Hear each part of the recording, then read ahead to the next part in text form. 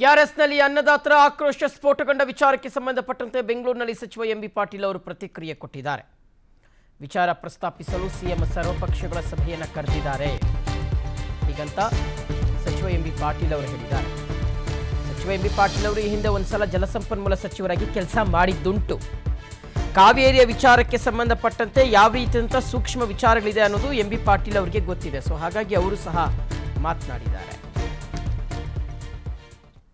ನೋಡಿ, ಈಗ ಮುಖ್ಯಮಂತ್ರಿಗಳು ಒಂದು ಸರ್ವ ಪಕ್ಷಗಳ ಒಂದು ಸಭೆಯನ್ನು ಕರೆದಿದ್ದಾರೆ.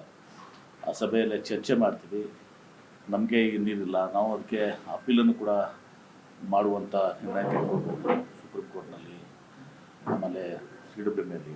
ಈಗ ಸಂಕಷ್ಟ ಇದ್ದ ಸಂದರ್ಭದಲ್ಲಿ ನಮಗೆ ನೀರಿನ ಕೊರತೆ ಇದ್ದಾಗ ಇವತ್ತು ಏನು CWM ಡೈರೆಕ್ಷನ್ಸ್ ಕೊಟ್ಟಿದ್ದಾರೆ ಇದನ್ನು ಪಾಲನೆ ಮಾಡಲಿಕ್ಕೆ ಭಾಳ ಕಷ್ಟ ಆಗ್ತದೆ. ಯಾಕಂದರೆ ಬೆಂಗಳೂರು ಕುಡಿ ನೀರು ರೈತರಿಗೆ ಮತ್ತು ಬೇರೆ ಕುಡಿಯೋಕ್ಕೆ ನೀರಿಗೇ ನಮಗೆ 4 ತಿಂಗಳಿಗೆ ಅಷ್ಟೇ ಇದೆ, 4 ತಿಂಗಳು ಇರೋದು. ಹೀಗೆಲ್ಲ ಇರೋದ್ರಿಂದ ಸರ್ವಪಕ್ಷದ ಸಭೆಯಲ್ಲಿ ಚರ್ಚೆ ಮಾಡ್ತೀವಿ. ಈಗ ನೀರು ಬಿಡದೇ ಇದ್ರೆ ಅದನ್ನು ನೋಡೋಣ. ಸುಪ್ರೀಂ ಕೋರ್ಟ್ ಏನೋ ಅದ್ರ ಮೇಲೆ CWM ಆರ್ಡರ್ ಮೇಲೆ ಅಪೀಲ್ಗೆ ನಮ್ಗೆ ಅವಕಾಶ ಇದೆ ಸುಪ್ರೀಂ ಕೋರ್ಟ್ನಲ್ಲಿ.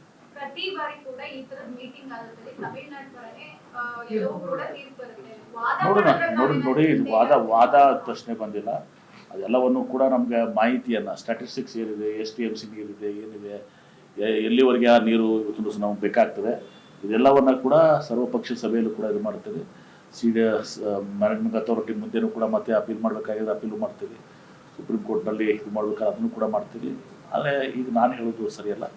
ಇವತ್ತು ಮುಖ್ಯಮಂತ್ರಿಗಳು ಏನು ಸಭೆ ಕರೆದಿದ್ದಾರೆ, ಆ ಸಭೆಯಲ್ಲಿ ಎಲ್ಲರ ಒಂದು ಅಭಿಪ್ರಾಯ ತೆಗೆದುಕೊಂಡು ಎಲ್ಲ ಪಕ್ಷದ ಲೀಡರ್ಸ್ ಇರ್ತಾರೆ, ಮಾಜಿ ಮುಖ್ಯಮಂತ್ರಿಗಳು ಇರ್ತಾರೆ, ಇಂದಿನ ಜಲಸಂಪನ್ಮೂಲ ಸಚಿವರುಗಳು ಇರ್ತಾರೆ, ಎಲ್ಲರೂ ಕೂಡಿ ಇವತ್ತು ಹೊಸ ನಿರ್ಣಯ ತೆಗೆದುಕೊಳ್ತಾರೆ. ನೋಡಿ, ಈಗ